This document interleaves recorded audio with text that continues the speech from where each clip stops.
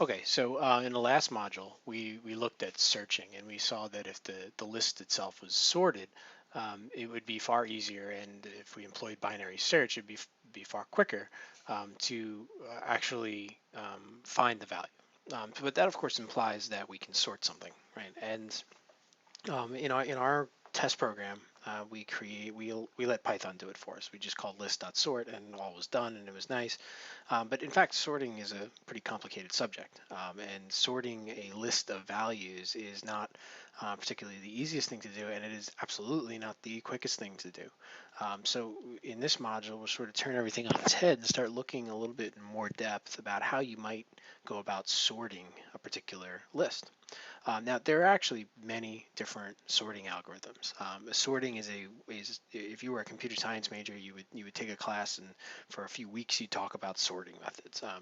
It's kind of a big deal, and the reason it is because it's a really great way to practice developing algorithms and analyzing algorithms. Now, in this course, we're just trying to give you a little bit more of a feel for how to develop these type of things, and in my opinion, more importantly, to compare them and develop tests to see which one's better.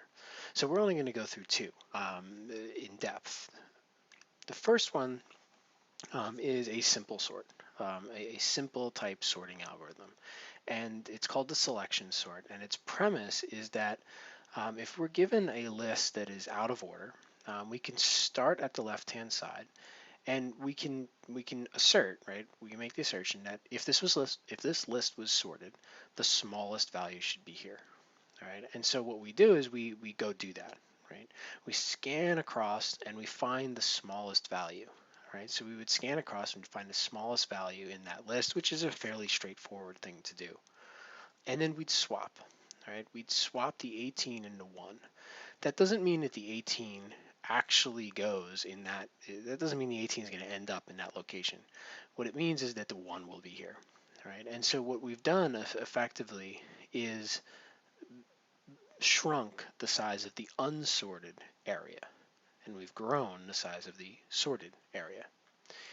The selection sort then just repeats itself, right? But it goes over here and it says, okay, well, at index 1, it should have the smallest number of all the remaining numbers that have not been sorted. So we can scan to the right and we can find that 3 is the smallest number in the unsorted region, and we can do the same exact thing, switch them. Again, it doesn't mean that 11 is necessarily going to be at index 6 when we're all done, but it means 3 will be at index 1 when we're all done. And this process repeats itself over and over and over again until we get to a point where there is no more unsorted area. And the rest of the list, the left-hand side of the list, is completely sorted. All right, so it just continues along, finding which value in the unsorted list should go in the next index. Right? And so if we repeat, we will end up eventually with a completely sorted list. And the selection sort is nice because it doesn't require a lot of memory. It's an in-place sort.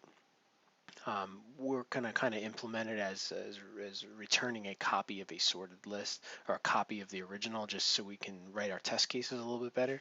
But the nice thing about the selection sort is that we don't really need a separate array, or we don't need a separate list. We can just do this completely in place.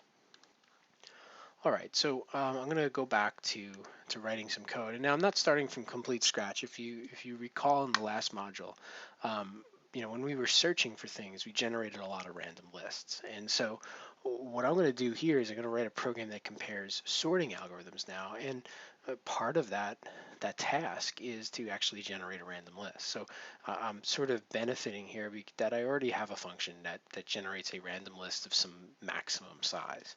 So I'll say size is equal to 10,000. Okay, so and actually we've learned probably make more sense to start at 10 so we can see the printouts.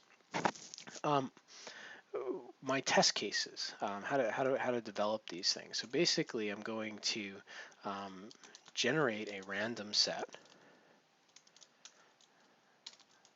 size, and then ultimately I'd like to sort them and see how much time it took. So that a test case includes sorting the random data and seeing how much time it takes to actually to sort them. I'm going to start off with a little bit better design than I started off with the previous program, is that I'm going to kind of anticipate the fact that a test class would be nice here. So I'm going to create a class that represents a test, which represents some data. It represents an algorithm to sort, and it represents the information about whether or not, or how fast it actually happened. So I'm going to have an init, and just kind of thinking ahead, we're going to end up printing these things out. So we'll probably want the data. We'll probably want the algorithm, and we'll probably want a label or a name. So self.data equals data, self.algorithm equals algorithm, and self.name equals name.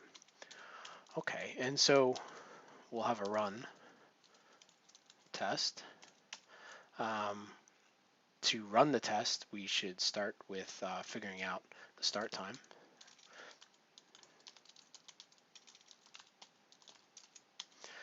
We should sort it, and what I'm going to do is I'm going to assume that algorithm, whatever this function is, and eventually I can write it here. Let's say selection sort, and that'll take your data. That'll return data, but and obviously it's not sorting it yet. But what I'm making a point of here is that I want my sorting algorithms to actually return a copy, and the reason being is that I want all the algorithms that I compare. In this example, I'm just going to compare selection sort with another one. I want them to work on the same data set. So I want to retain the original list in addition to getting a sorted list. So I'll have my selection sorts and eventually my other sorting algorithm return copies. So I'll have like sorted list equals algorithm, the unsorted, self.data. And that's going to take some amount of time, so time.time, and then self.elapsed equals n minus start. Okay, so that's how I would run a test.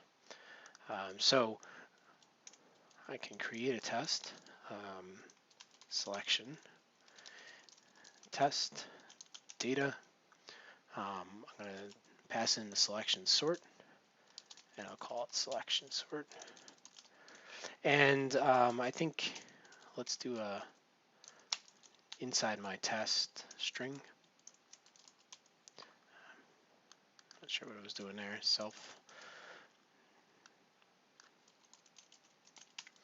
And let's print name.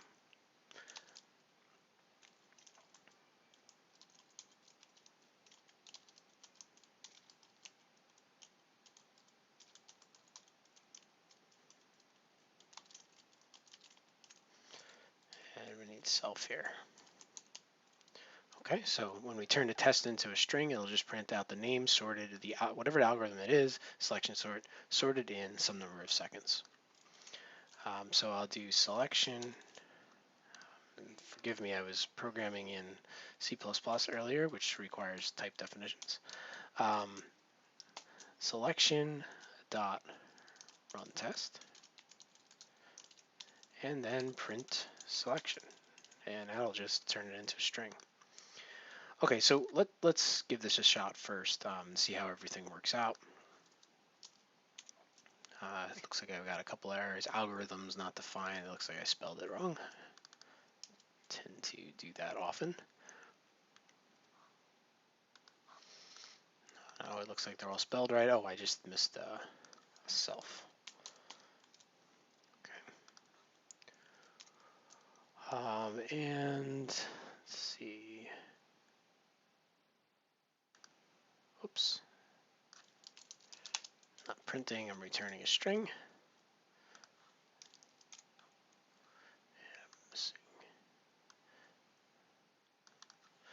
We got to turn this into plus.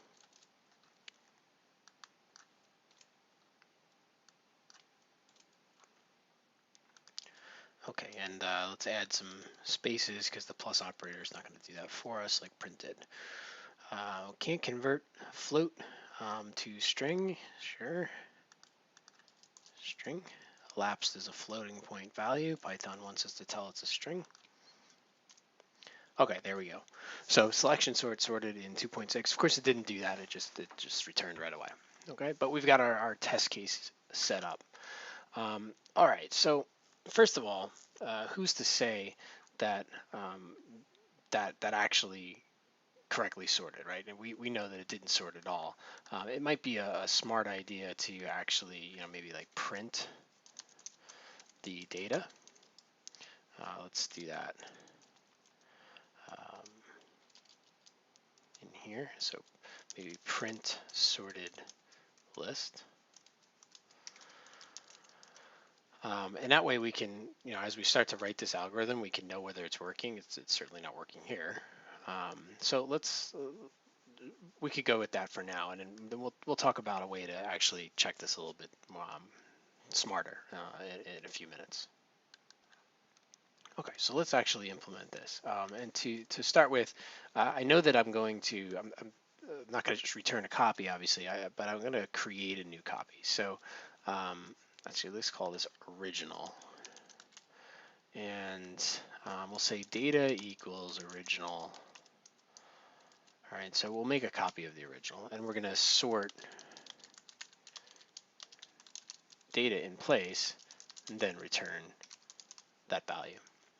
All right, so let's think about the selection sort again.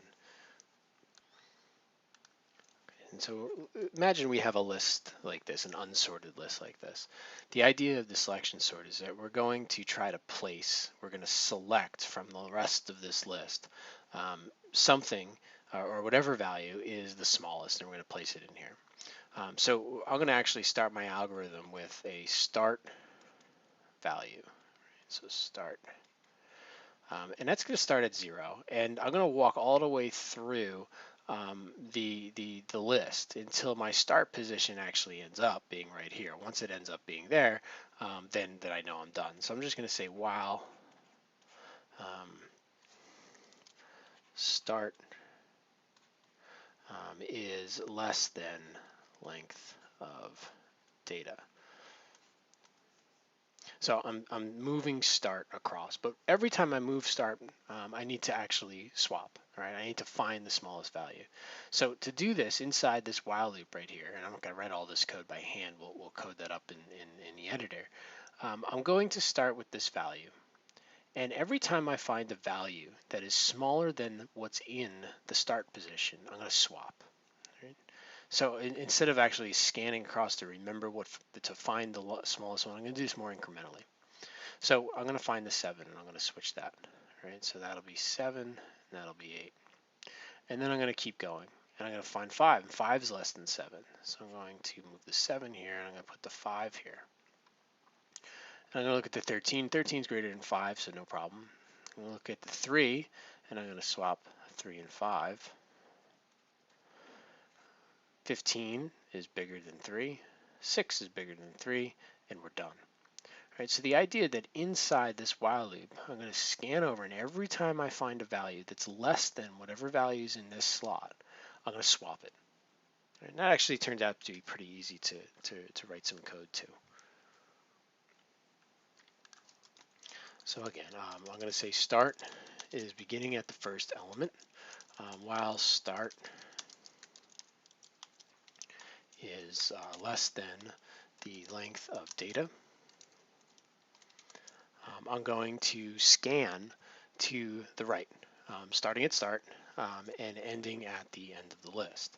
So for, I could do start, so for I in range, I could do start plus 1 or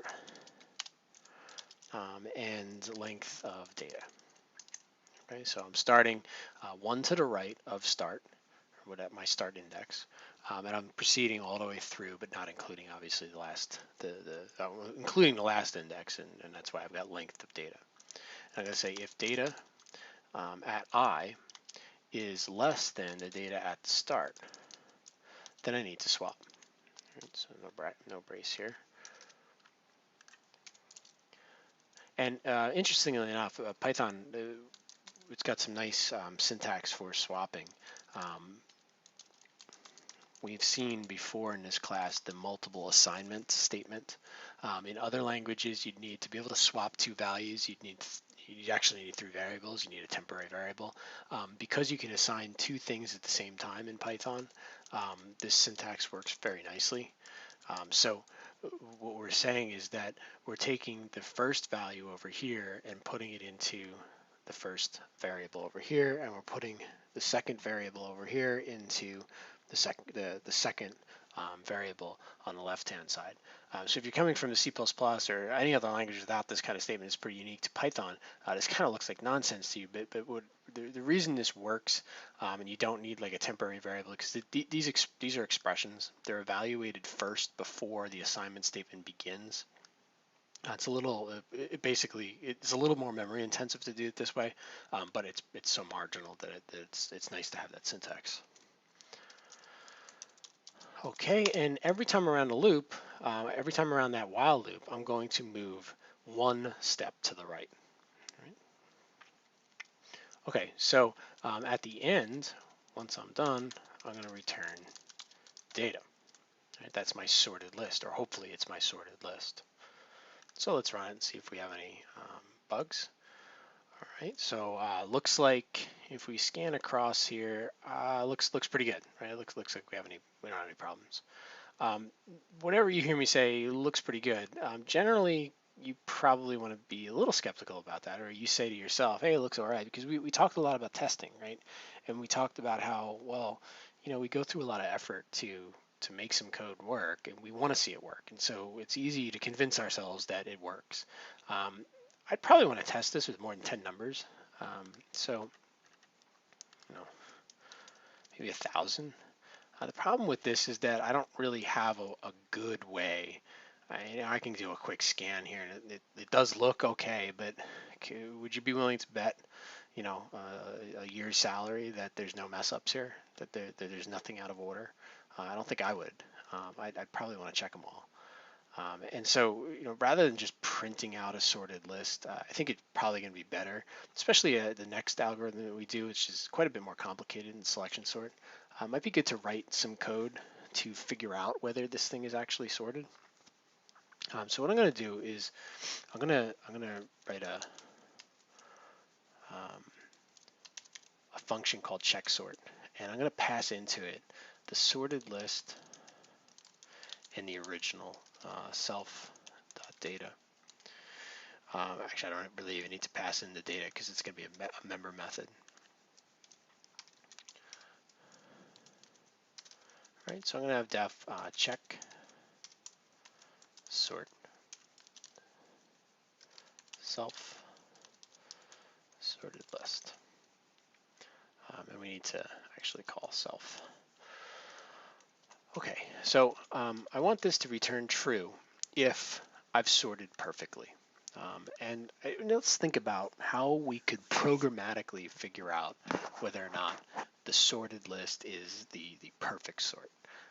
And usually the best way of thinking, sometimes the nicest way to think about this kind of stuff is, well, how could I tell if something got messed up? And there's a lot of different ways things could get, messy. First off, I'd assert, and I'm going to use, assertions because I'm going to assert things should be true, that the length of self.data is equal to the length of sorted list. Whether or not it's sorted or not, that's certainly a problem. If that's not true, if the original data is not of the same length as a sorted list, I know something went wrong. Lists are not the same length. All right, so a sorted version of an original list should be the same length.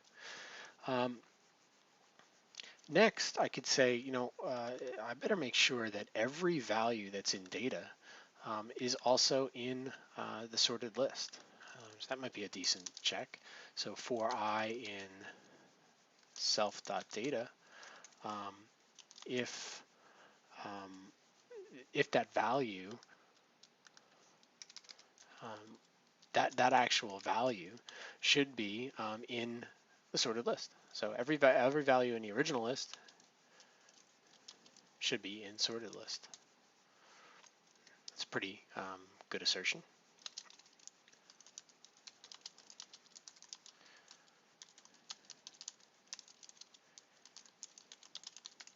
And you might be wondering, well, it should actually have every number in the original list should appear the same number of times in the sorted list, but actually since we've already checked that they're the same length, that kind of takes care of it. All right, so that's a good assertion. And finally, I would expect at the end that if I looked at every single pair, right, if I looked at index 3, index 2 should be less than index 3.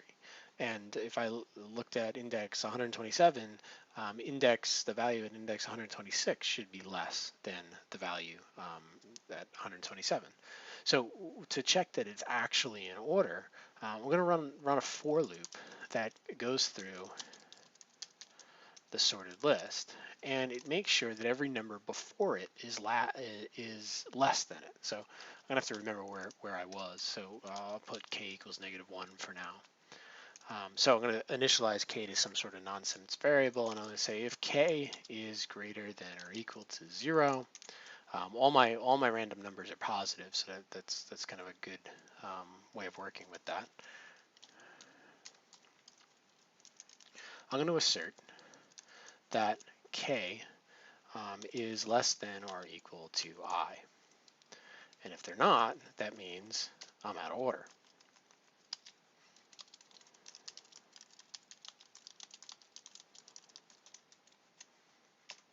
And before I move along, I'm going to set k to be equal to I. So it's sort of like a trailing index, right? For every value in the list, if it's not the first one, because k is -1 the first time around this list, if it's not the first one, I'm going to make sure that the value before it is less than or equal to the current value. And how is k the value before it? Well, because right at the end of my loop, I'm going to set k to equal I. And then I'm going to go back around. K is equal to the I the last time around the loop, and now I is equal to the next number. So if I go up to the selection sort, it's always nice to make sure your test cases actually fail when your code isn't right. If I just returned the original, remember I took out that print statement. Let me just fix some of my, yeah, so I got an assertion, right? Assertion error, the sorted list is not sorted, right? So that's perfect, right? Because I got rid of the algorithm here, and now let's turn the algorithm back on.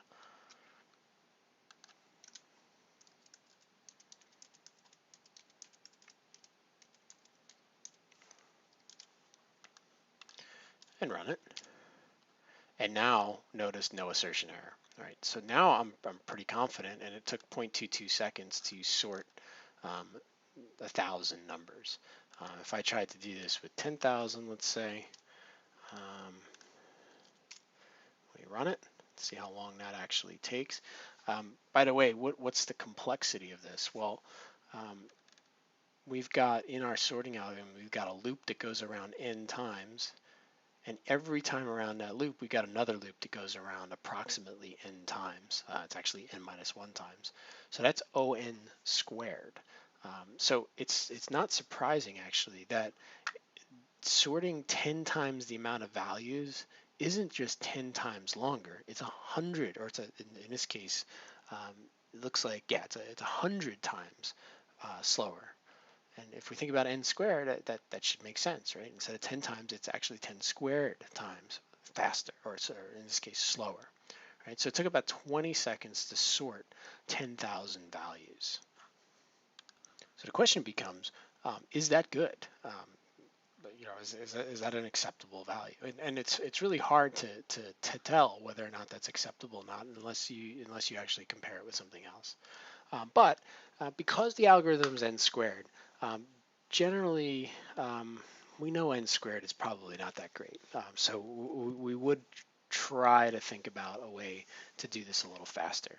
And luckily there are sorting algorithms that can behave a little bit better than n squared. And one of them is a merge sort. So let's see how this works. So first of all, the premise behind merge sort is it takes advantage of the fact that if I was to give you two sorted lists, it's a pretty straightforward and simple operation to merge them together to create another sorted list. So if you look at the right here, I've got a sorted list, I've got another sorted list here. It's actually an ON operation where n is, I guess, maybe the longest list. It's an ON operation to merge them, right? We're just going to compare the smallest value in each list, and whatever's smallest is going to be the first number in our list. And then we're going to repeat, right? We're going to compare the smallest number still left here and the smallest number still left over here and take the smallest, right? And then take the smallest number and the smallest number and take the smallest and the smallest. And it continues, and this just repeats itself over and over again until both lists are empty. And once both lists are empty, we know that this is in order. So the assertion here is that if we have two lists, we can merge them in O(n) time. So the question is, well, how do we get two lists? If we have a list, how do we get those two values? So we can take an existing list, we can divide our list in half, and then sort both sides. Right, so if we did that, if we took our original list, divided it in half, sorted both sides, and then merged them back together, we'd have a solution.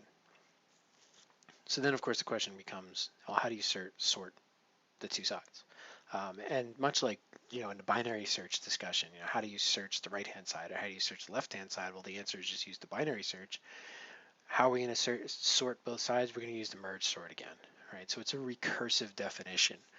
So we'll divide the list in half and sort both sides. And how are we going to do that? By dividing each side in half and sorting those and continuing the same process over and over again.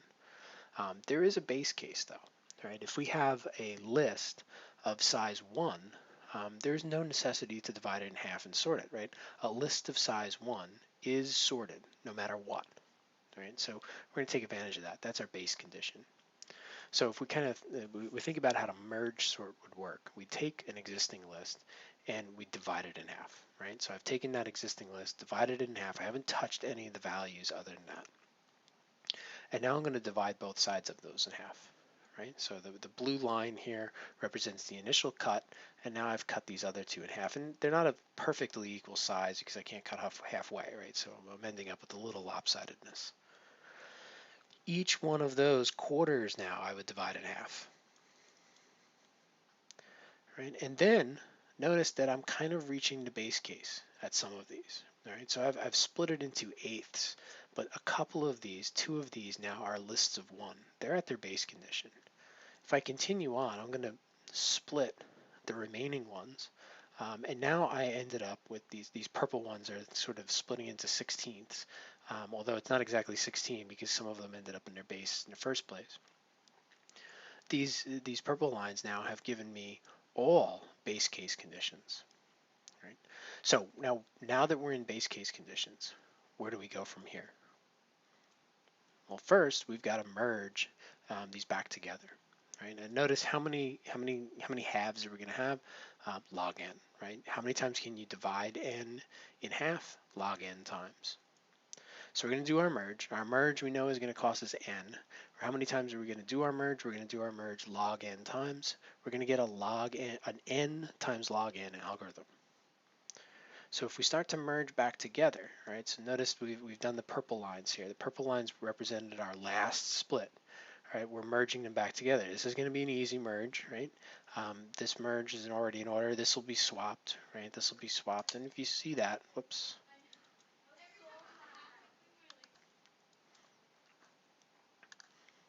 If you see that, they're merging them back together correctly.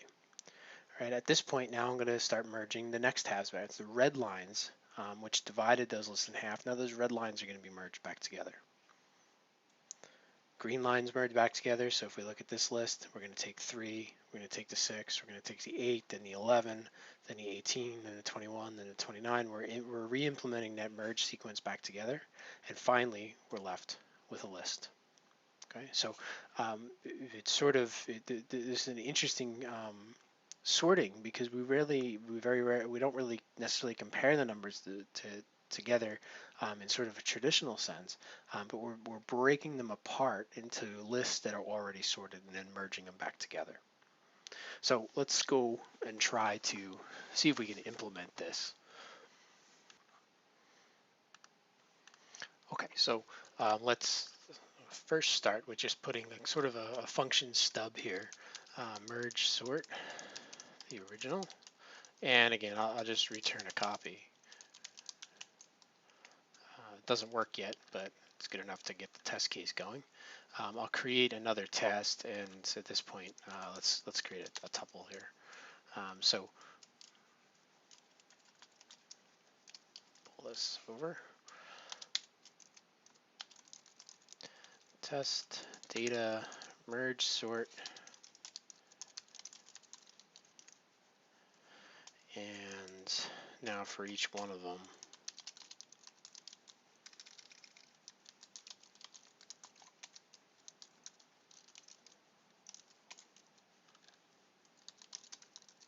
we'll just print. Okay, let's run that and just make sure everything behaves the way we would think it should. Oops, actually, I don't want to wait the full 20 seconds here. Let's move this down to 100. Okay, so we got the selection sort finished quick, and the merge sort, of course, failed. I always like to see those tests failing, right? It just makes me feel confident that when I see tests passing, they're passing not because I made a mistake, but because I actually did something right. I can't tell you how many times I've done it, and everybody pretty much has done it. If you write test cases, check tests, for instance, if you write check conditions, then they have bugs in them. You can have tests that never fail. And if you have tests that never fail, you're really wasting a lot of time, right? So it's always kind of nice to see that before you get started.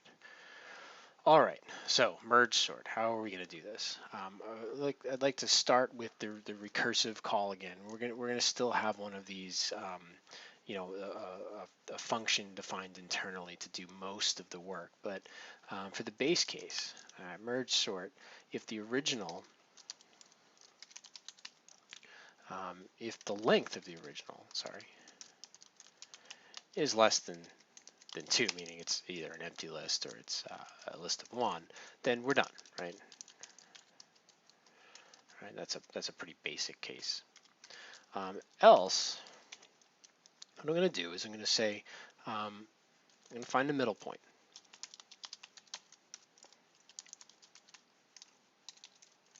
Integer division again.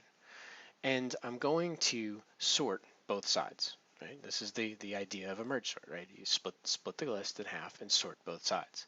So I'm going to say the left sorted version is going to be merge sort, and I'm going to pass in the actual list that I want to sort, and it's the left-hand side. And so in this case, I'm not going to, merge sort doesn't really work in place. I'm actually going to make a copy, but it's only a copy of a half, so it actually ends up being 2n in terms of memory usage. But I'm going to send merge sort, this exact function, the left-hand side of my list, which is simply original starting at 0 and ending at middle. Right, the right sorted list will be the result of a merge sort on the right hand side, which would be the original at middle all the way to the end. Right? So I've called merge sort now twice, and this is by definition a recursive call, but I'm calling merge sort on the left hand side and on the right hand side.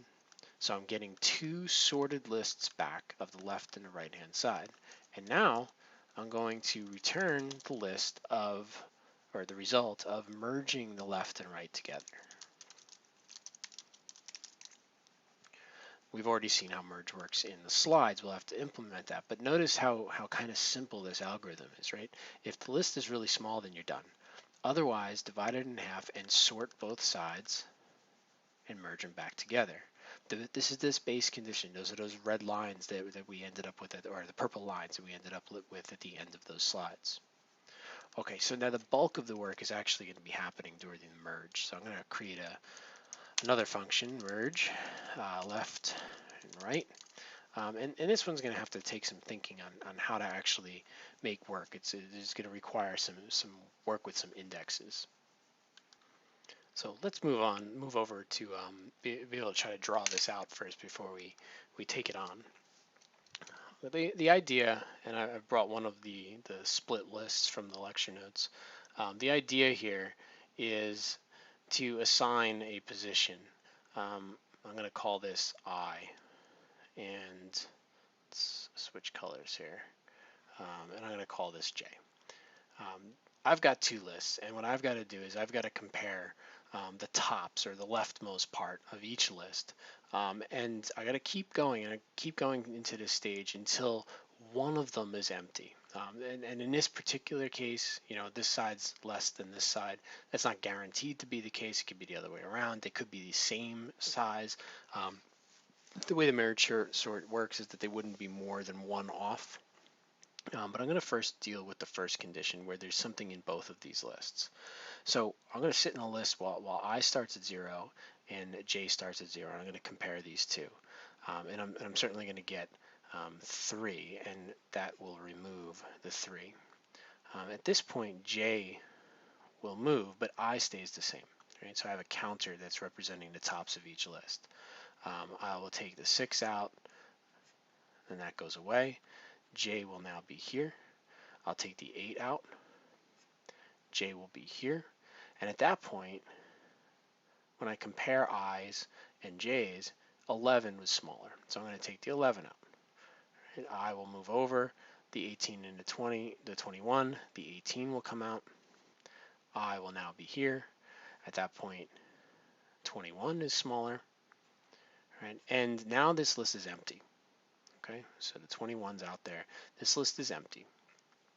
Once that list is empty, I just need to kind of drain that list. I need to take whatever is left in that list, and again, it's just going to be the last one, and put it over here.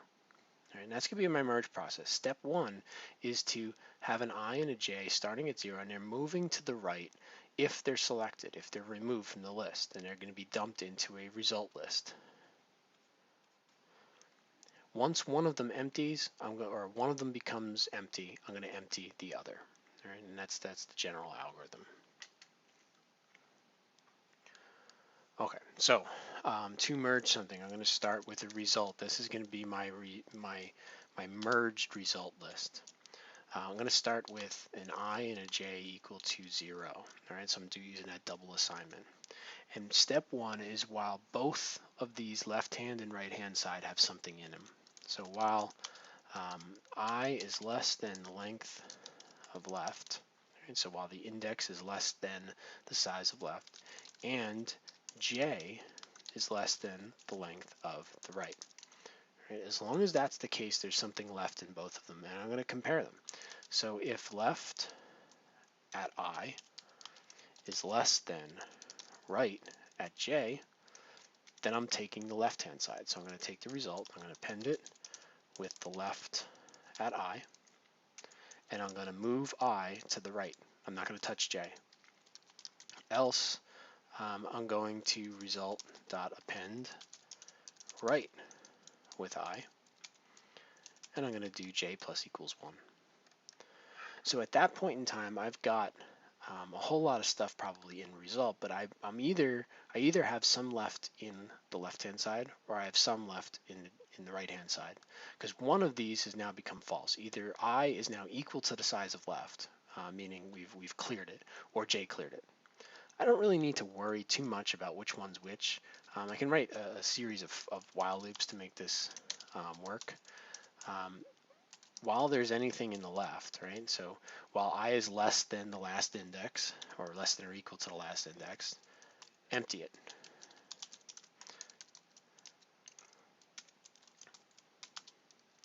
Okay, so if this was false, and that's what caused this loop to stop, well then this is still false, and this will just be skipped. But if it's not, if this is what caused the loop to stop, then this is still true, and this will allow us to go through. It is possible for both of them to become, well, actually no, it's not. Both of them can't become empty at the same time.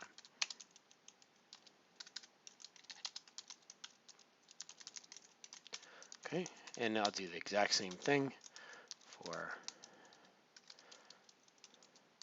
the right-hand side. Right, once I'm done, all right, so I've gone through step 1, and now I'm either draining the left or draining the right. I can return result. Okay, and so that's my merge process. All right, so let's see what errors I made this time. Looks like we don't have everything current. It looks like the sorted list must contain everything the original does. So it appears that I'm missing some things out of when I merge them back together. I don't have everything, so I need to figure out what's the problem with that. So at this point, if I'm not ending up with the entire list in the merged result, we've got to debug this. We've got to figure out, well, what's actually going wrong. And the first step in this is let's make sure that this is pretty small. So maybe 10 might not be quite big enough. Let's set this to 20. Hopefully we should be able to repeat the result most times. Yeah, it seems like it's continuing. And I've got to figure out whether it's my merge that's wrong or whether it's my splitting that's wrong. So what I'm going to do here is I'm going to print out the left-hand side, and then I'm going to print out the right-hand side. And I assume, and actually before I even do that, before I split, I'm going to say print full list. Now the output here is going to be a little tricky because remember this is a recursive function, so I'm going to see a lot of these printouts. But maybe we can get an idea of what's going on. Okay, so after that happens, let's see. Let's have result equals merge, and let's actually print the result.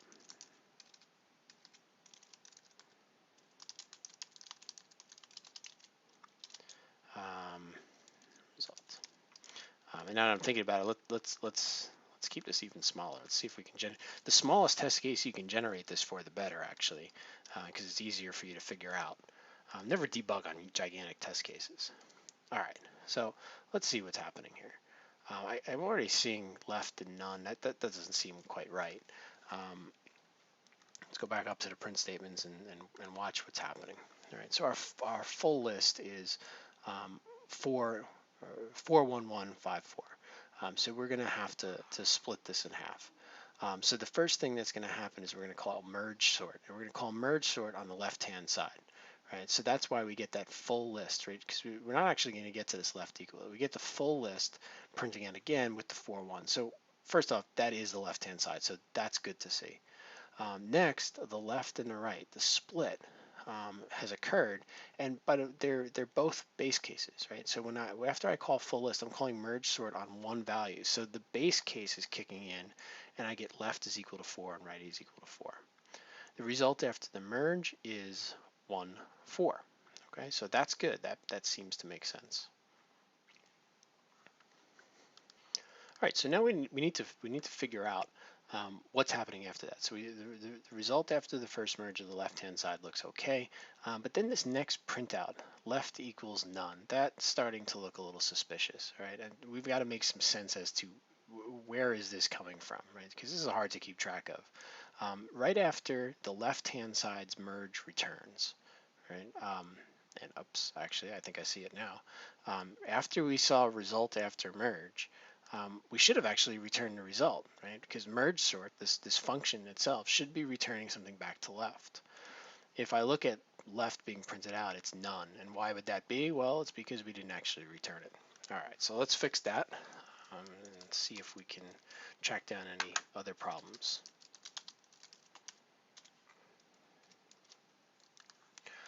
Okay, so I'm not confident that this is going to work perfectly now, but let's remove those comments for a second and let's rerun the problem.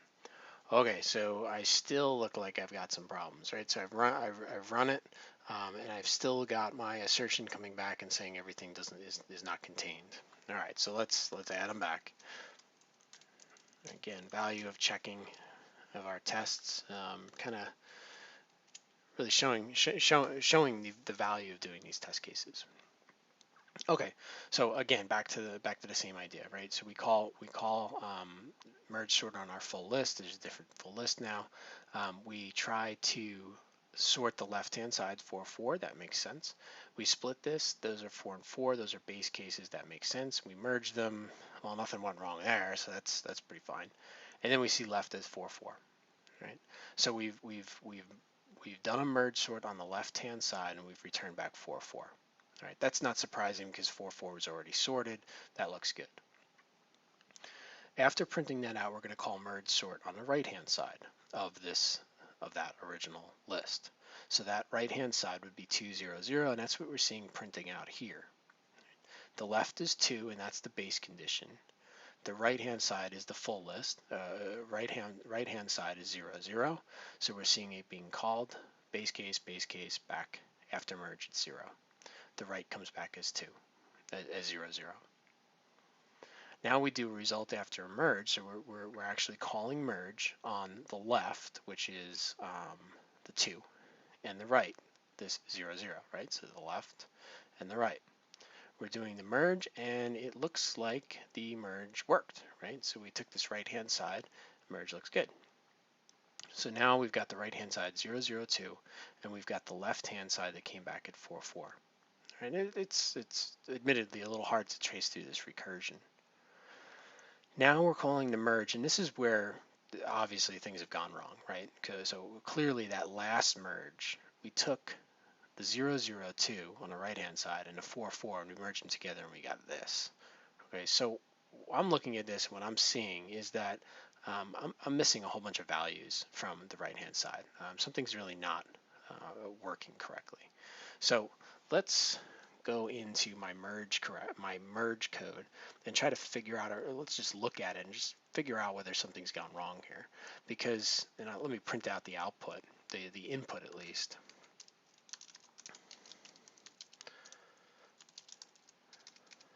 Let's check to make sure that we're actually calling with the right thing. Left, print, right of merge, and then call print merge result equals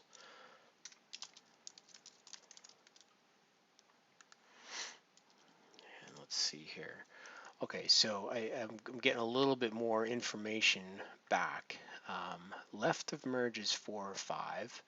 Right of merge is 0, 0, 2. Of course, this is a different test case, right? We have our initial test case now is 4, 5, 2, 0, 0. But we made it all the way down here, and our left of the last merge is 4, 5. The right of the last merge is 0, 0, 2. We're merging the results together, and we get that. Okay, so that's kind of proving unequivocally that, yeah, definitely our merge code is broken. All right, so let's look at what's happening. So like I said, I start with I at the beginning, or I and J at the beginning of the right-hand side. I'm going around this loop as long as there's something in there. If the left-hand side is less than the right-hand side, I'm appending whatever's on the left. That's good. Otherwise, I'm appending whatever's on the right, and there we go. All right, so that's pretty, hopefully you see that. That should be J, not I. J is the index that I'm using to manage the right-hand side, not I. So that's a pretty simple typo, pretty silly mistake. Let's see. Okay, so now actually we got all the way through without any of our assertion errors. It looks like we're getting there. Let's knock out these comments, just so we don't have an enormous amount of comments to look at. And let's increase this now and make it 100. Because, you know, sorting something of 5 is not very convincing. Okay, so with 100, I got selection and merge sort both worked. Merge sort's about twice as good as selection sort here. With 1,000 numbers, selection sort paused visibly, 0.23 seconds. Merge sort, much better, right? Order of magnitude already better. 10,000 numbers.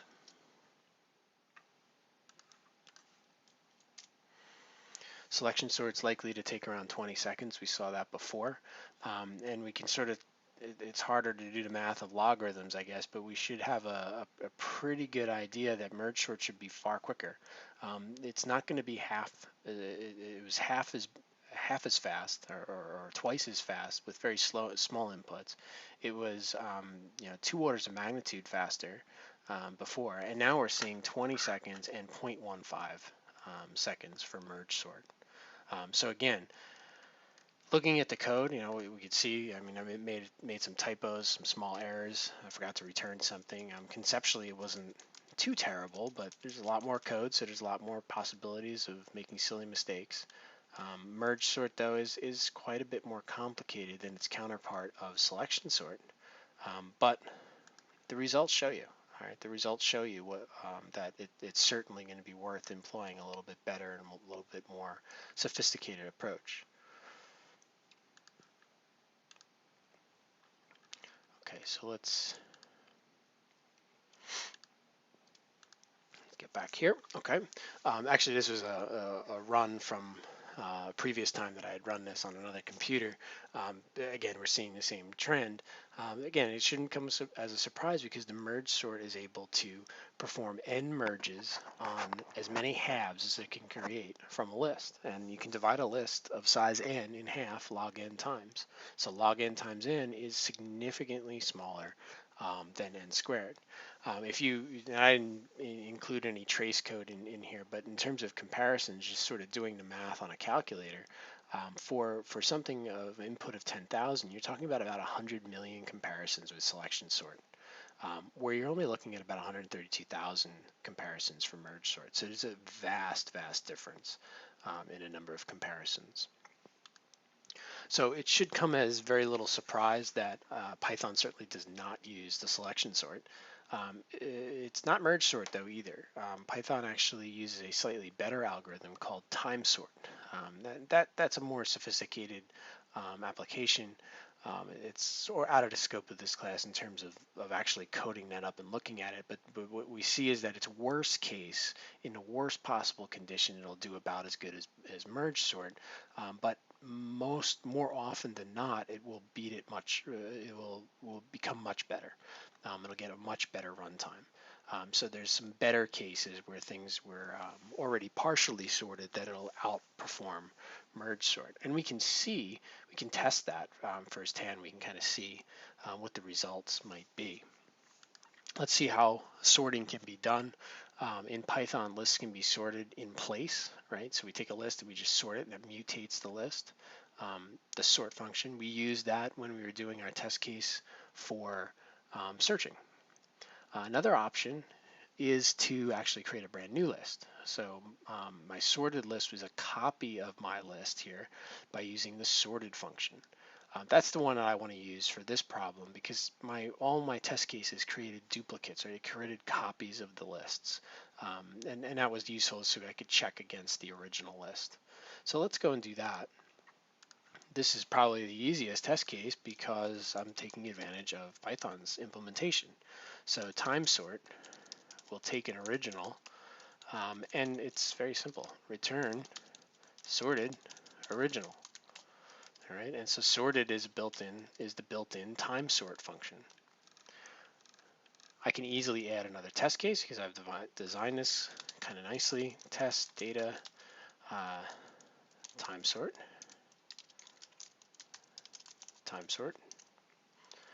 And let's rerun it. I think I don't want to wait necessarily 20 seconds, so let's bring that down to 1,000. And what you're looking at is actually a pretty good difference in time versus the merge sort and now the time sort. Time sort is performing really quite excellently. If we bump that up to maybe 5,000, maybe we get an even bigger difference.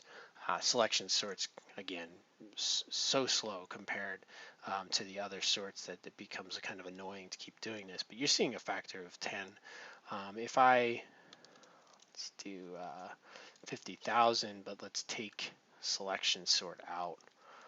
Let's just compare merge sort and time sort. So now these are 50,000 randomly generated values. We'll take it a few seconds to sort these here.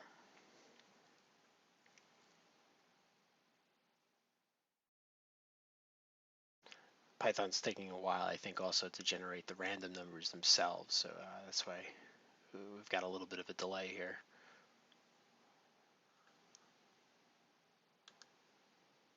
And yeah, you can see that actually most of that time we've been waiting had nothing to do with the actual sort. The sort only took about a second. Um, my hunch is that also beyond generating random lists, it's also the check code right here. The check code's actually taking quite a long amount of time to go through and scan the correctness of all this. Okay, and then we say, and wow, yeah, you can see the result is still extremely significant. So they both took their share of time to check themselves and to deal with their random data sets. But when we actually look at all the elapsed time going on here, merge sort was able to complete a sort of 50,000 randomly generated integers in about just over a second, but time sort was 3/100ths of a second. So quite a difference.